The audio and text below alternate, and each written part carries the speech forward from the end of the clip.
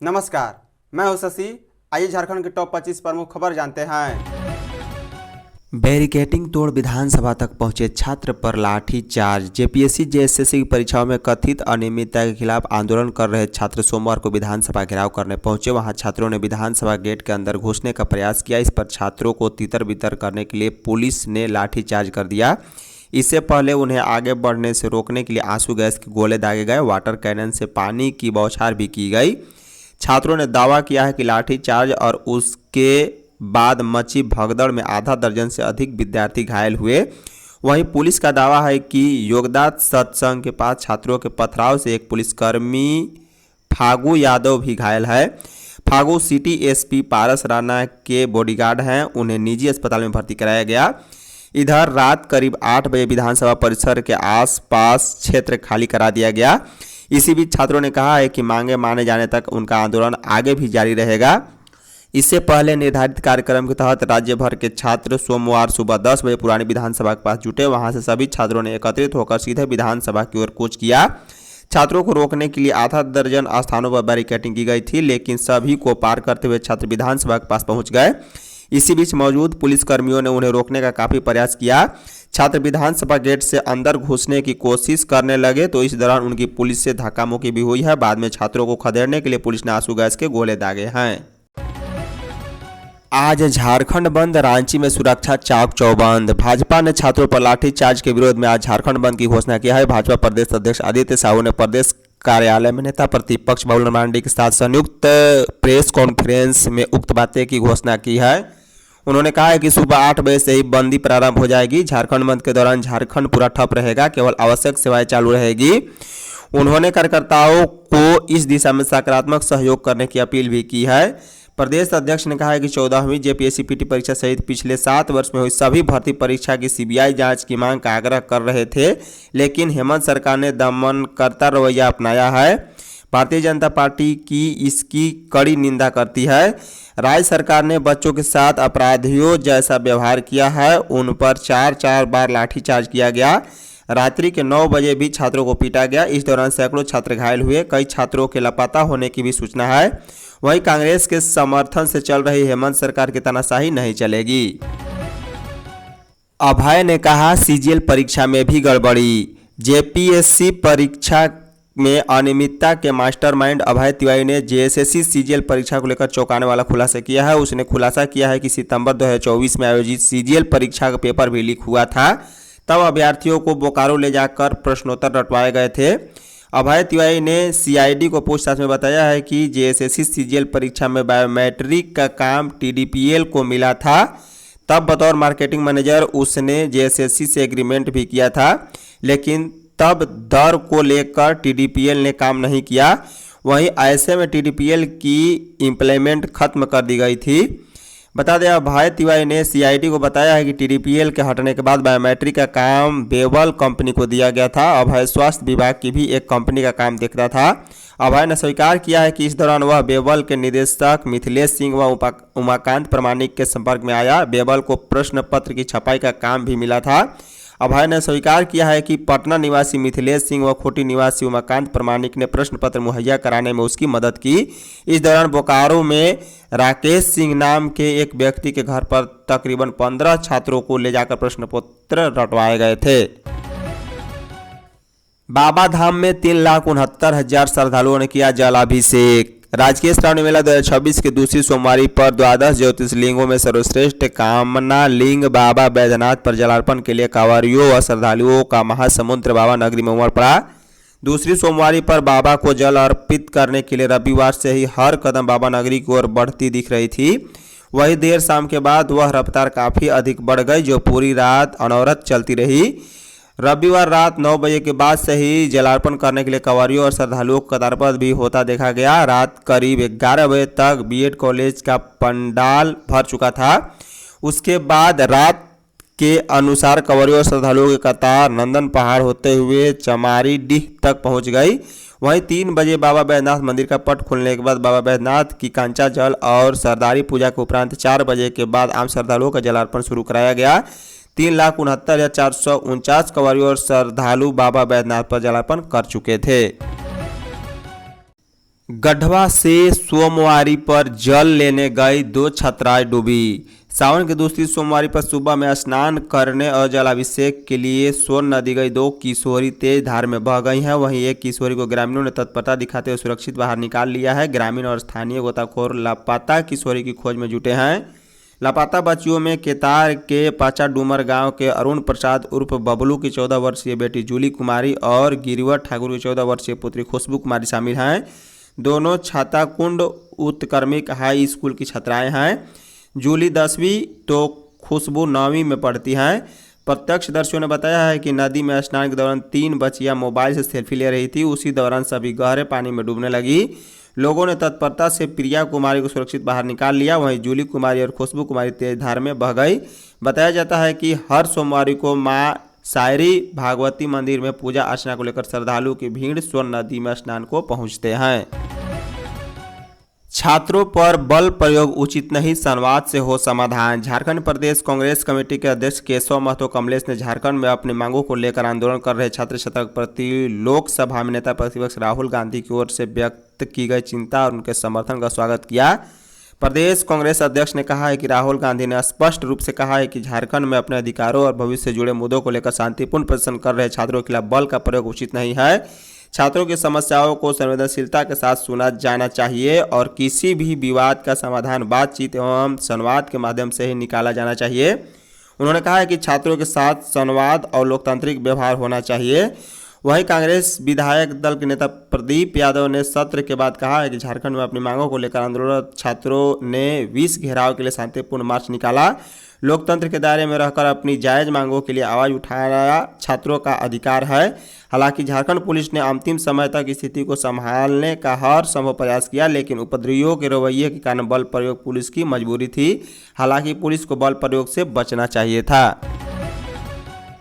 झारखंड से भेदभावपूर्ण व्यवहार कर रही केंद्र सरकार। मानसून सत्र के तीसरे दिन सोमवार को दूसरी पाली में विपक्ष की अनुपस्थिति में सदन में वित्तीय वर्ष 2026-27 के पेश पहले अनुपूरक बजट पर चर्चा हुई। सत्ता पक्ष के विधायकों के बाद वित्त मंत्री राधाकृष्ण किशोर ने सरकार का पक्ष रखा। उसके बाद संबंधित विनियोग विधेयक सदन से पारित हुआ। वित्त मंत्री राधाकृष्ण किशोर ने कहा है कि मुख्यमंत्री हेमंत सोरेन का स्पष्ट निर्देश है कि राज्य का वित्तीय प्रबंधन मजबूत, सुदृढ़ और पारदर्शी हो। इसी दिशा में वित्त विभाग के अधिकारी व कर्मी बेहतर काम कर रहे हैं। उन्होंने कहा है कि यदि सदन में विपक्ष मजबूत होता तो वे उनसे पूछते कि केंद्र करों में हिस्सेदारी के तहत राज्य को मिलने वाली अनुदान राशि मात्र 7.3% ही मिला। ऐसा इसलिए क्योंकि झारखंड में उनकी सरकार नहीं है। वित्त मंत्री ने आंकड़े देते हुए बताया है कि हाल ही में केंद्र सरकार ने केंद्रीय करों और शुल्कों के संग्रहण का राज्यों में बंटवारा किया है, जिसमें बिहार को 10,845 करोड़, मध्य प्रदेश को 8,010 करोड़ और राजस्थान को 6,460 करोड़, महाराष्ट्र को 7,022 करोड़ और उत्तर प्रदेश को 19,208 करोड़ रुपए मिले हैं। छात्रों को भाजपा ने की दिग्भ्रमित करने की कोशिश। झारखंड विधानसभा के मानसून सत्र के तीसरे दिन सोमवार को छात्र आंदोलन और विधानसभा घेराव को लेकर सदन में सरकार ने जानकारी दी है। मंत्री सुदीव्य कुमार ने कहा है कि छात्रों की मांगों को लेकर सरकार ने गंभीरता से वार्ता की और अधिकांश मुद्दों के समाधान की दिशा में सहमति भी बनी थी, लेकिन भाजपा ने राजनीतिक इरादे से छात्रों के निर्मल आंदोलन को हाईजैक कर उन्हें दिग्भ्रमित करने का प्रयास किया। भाकपा माले विधायक अनुरूप चटर्जी द्वारा छात्र आंदोलन और सरकार की कार्रवाई को लेकर पूछे गए सवाल के जवाब में मंत्री ने कहा है कि सीआईडी की जांच में गड़बड़ियों के मिलने के बाद जेपीएससी अध्यक्ष का इस्तीफा हुआ। जांच के क्रम में मिले साक्ष्यों के आधार पर सीआईडी ने 19 लोगों को गिरफ्तार भी किया है और उन्हें न्यायिक हिरासत में भेजा। वहीं डिजिटल एवं डॉक्यूमेंट्री एविडेंस को सील किया गया है। भाजपा ने सीएम आवास घेरा, विधायक गिरफ्तार। राज्य में छात्रों के आंदोलन के समर्थन में सोमवार को भाजपा प्रदेश अध्यक्ष आदित्य साहू, नेता प्रतिपक्ष बाबूलाल मरांडी की मौजूदगी में विधायकों और नेताओं ने सीएम आवास घेरा। तकरीबन 1 घंटे तक चले घेराव के बाद पुलिस ने सभी नेताओं को गिरफ्तार कर लिया। उन्हें खेलगांव स्थित कैंप जेल ले जाया गया। आदित्य साहू ने कहा कि सरकार को सूद लेने की फुर्सत नहीं। छात्रों के समर्थन में हम सभी सीएम से वार्ता करने उनके आवास जा रहे थे। आवास के बाहर ही पुलिस ने रोक दिया। विरोध में उनके आवास के बाहर छात्रों की आवाज़ बनकर धरने पर बैठ गए। फिर भाजपा नेताओं को गिरफ्तार कर खेल गांव ले जाया गया। उन्होंने कहा कि झारखंड सरकार दमनकारी और तानाशाही है। जिस प्रकार भाजपा नेताओं को घसीट कर बस में बैठाया गया वह लोकतंत्र के लिए अच्छे संकेत नहीं। क्या अब राज्य में लोकतांत्रिक तरीके से भी बात रखने का अधिकार नहीं है? उत्पाद विभाग के अफसरों से पूछताछ। राज्य में शराब घोटाले की जांच कर रही एसीबी ने अपनी कार्रवाई और तेज कर दी है। सोमवार को एसीबी ने तत्कालीन उत्पाद आयुक्त राकेश कुमार और तत्कालीन सहायक उत्पाद आयुक्त मनोज कुमार से पूछताछ की और बयान दर्ज किए। पूछताछ में कई नए चौंकाने वाले बिंदु उजागर हुए हैं। Forensic health care and research centre private limited के निदेशक Jatin Sahay, A to Z infra service limited के अरुण गौड़ और मनोज तिवारी एवं विकास अग्रवाल को भी सोमवार को उपस्थिति होने का समन भेजा गया था, लेकिन कोई नहीं आया है। जयराम महतो ने एक्स पर कहा टीडीपीएल द्वारा ली गई सभी परीक्षाएं रद्द हो। विधायक जयराम महतो ने एक्स पर पोस्ट के जरिए सदन में अपनी बात का उल्लेख किया है। लिखा, आज सदन में छात्र मुद्दे को जोरदार तरीके से रखा। जेएसएससी सीजीएल परीक्षा रद्द हो। विधानसभा घेराव के दौरान हुई लाठीचार्ज की जांच एवं दोषियों पर कार्रवाई हो। टीडीपीएल द्वारा ली गई जेएसएससी की सभी नियुक्ति परीक्षा को रद्द करने की मांग की गई। टीडीपीएल मामले की ईडी से जांच कराने की मांग और हक और न्याय की इस लड़ाई में छात्रों के साथ मजबूती से खड़े हैं। इस बार नहीं तो कभी नहीं। कोर्ट ने 11वीं से 13वीं जेपीएससी के सफल अभ्यर्थियों से मांगा जवाब। जेपीएससी के 11वीं से 13वीं संयुक्त मुख्य परीक्षा के परिणाम को रद्द करने की मांग वाली याचिका खारिज किए जाने के खिलाफ दायर अपील पर सोमवार को झारखंड हाई कोर्ट में सुनवाई हुई। चीफ जस्टिस एमएस सोनक और जस्टिस राजेश शंकर की खंडपीठ ने मामले में अनुशंसित एवं नियुक्त अभ्यर्थियों को जवाब दाखिल करने का निर्देश दिया। अदालत ने मामले की अगली सुनवाई 3 सप्ताह बाद निर्धारित की है। यह अपील अयूब तिर्की और अन्य की ओर से दायर की गई है। सुनवाई के दौरान जेपीएससी की ओर से अधिवक्ता संजय पीपरवाल ने पक्ष रखा। इससे पहले खंडपीठ ने अपीलकर्ताओं के अधिवक्ता को निर्देश दिया था कि परीक्षा में सफल 342 अभ्यर्थियों जिन्हें नियुक्ति पत्र मिल चुका है को मामले में प्रतिवादी बनाया गया है। अदालत ने कहा था कि अपील पर आने वाले अंतिम फैसले का सीधा असर सफल अभ्यर्थियों पर पड़ सकता है। पुलिस प्रशासन ने संयम से स्थिति को संभाला। मुख्यमंत्री हेमंत सोरेन ने पुलिस प्रशासन की प्रशंसा की है। एक्स पोस्ट के जरिए उन्होंने कहा है कि सोमवार को छात्र आंदोलन के दौरान संवेदनशीलता, संयम और पूरी जिम्मेदारी के साथ स्थिति संभालने के लिए अधिकारियों एवं जवानों का वह धन्यवाद करते हैं। उन्होंने कहा है कि प्यारे युवाओं साथियों, अपने मांगों को लेकर शांतिपूर्ण ढंग से आवाज़ उठाई। अपनी आवाज़ का सम्मान करना सरकार की जिम्मेदारी है। हमारी सरकार के वरिष्ठ मंत्री आपसे लगातार संवाद करते रहे और भरोसा दिलाते हैं कि आपकी मांगों पर पूरी गंभीरता से कार्रवाई होगी। कुछ दिनों में आपने देखा है कि दोषी कोई भी हो, सरकार ने बख्शा नहीं। सीएम ने कहा है कि आपके शांतिपूर्ण आंदोलन के बीच विपक्ष के कुछ लोगों ने राजनीतिक लाभ के लिए माहौल बिगाड़ने की कोशिश की। अपील है कि आप ऐसे किसी भी सियासी नेरेटिव के बहकावे में न आए। आप झारखंड का भविष्य है। आइए संवाद और विश्वास के साथ इस मुद्दे का समाधान करें।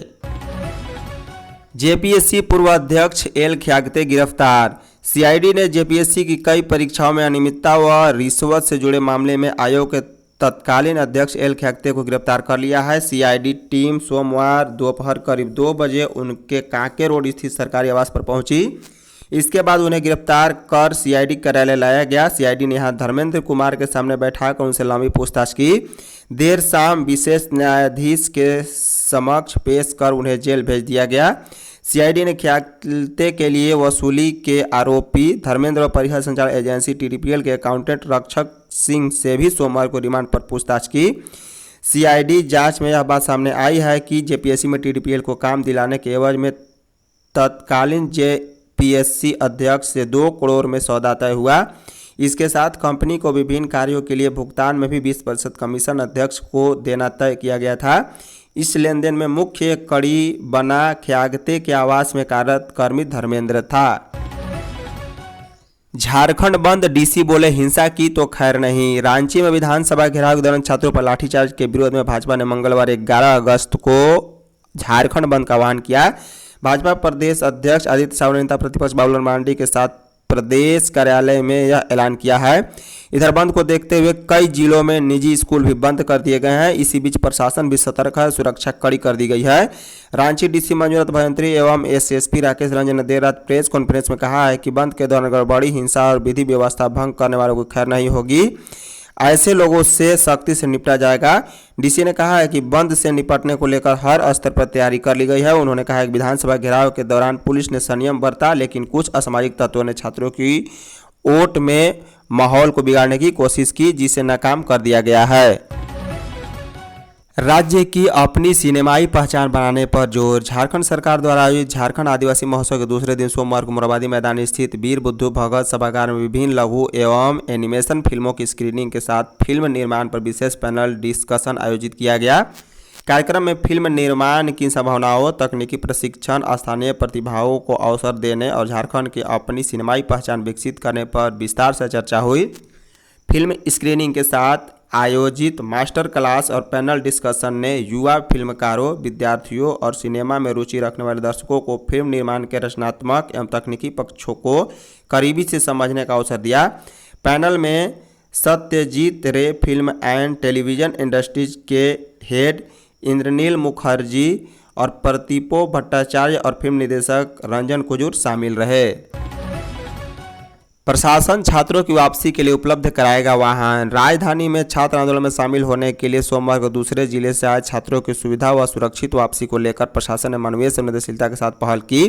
आंदोलन में शामिल होने के बाद अपने अपने जिलों को लौटने वाले छात्रों को किसी प्रकार की असुविधा न हो, इसके लिए जिला प्रशासन द्वारा परिवहन व्यवस्था की गई। जिला प्रशासन की ओर से रेलवे स्टेशन, बस स्टैंड एवं सामूहिक रूप से नज़दीकी जिलों की ओर जाने वाले छात्रों के लिए परिवहन की व्यवस्था की गई। प्रशासन का उद्देश्य है कि बाहर आए कोई भी छात्र अकेला, असहाय या परेशान होकर अपने घर लौटने के लिए भटकने को मजबूर न हो।